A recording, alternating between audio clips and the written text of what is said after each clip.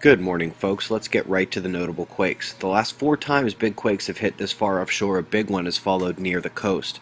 A large tremor occurred south of Australia, a big one also on the Atlantic Ridge. How bad does a thunderstorm have to be to make RSOE? Well, hail crushing houses, 6 dead in Bangladesh, more damage and death in China from hail, lightning, flooding, and landslides. Speaking of hail, if you live in the US, you should get used to watching the weather. Someone not sweating the weather is the plants. Apparently they adapt a lot better to climate change than we thought. Speaking of knowledge being wrong, I honestly don't know if smaller, more frequent eruptions are good or bad when it comes to Yellowstone. Having a look at the solar wind, the yellow and the orange is the speed and density, respectively. You can see a marked rise in both over the last half day. The same thing is visible here on the SOHO readings of solar wind. There is no major space weather, but the Fluxgate magnetometer is beginning to show disturbance on that solar wind change. The background variance here inducted can't seem to pick a resonance and stay there.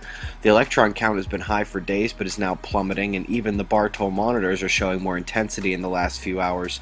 Charged particle bombardment is elevated slightly this morning, as seen on the Ovation Prime. Having a look at the northern solar disk, tiny CMEs flew off the sides yesterday, but nothing major up here except the massive coronal hole, now swinging around for round 3 with Earth. The south has been more interesting by double this week. South Pole coronal hole creeping up, lots of magnetic filaments, and bright active regions. NOAA has labeled 11469 Beta Gamma. Now that was 10 hours ago, and since then it has actually lost some of the complexity and is actually less dangerous, but still Beta Gamma.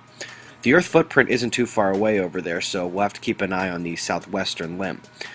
Now, because Mr. Dave J420 will have a conniption if I don't show this spot, it is still big, still magnetically simple, no danger yet. The moon is visible for a large portion of the day, but when the sun goes down, it reveals Mars and Saturn at her sides. She's moving towards Saturn as she moves into a full moon position, but not any ordinary full moon. This Saturday, the moon will be closest to Earth it will get all year. It will be a beautiful sight to kick off our Quake Watch. That's the news, folks. Eyes open. Be safe.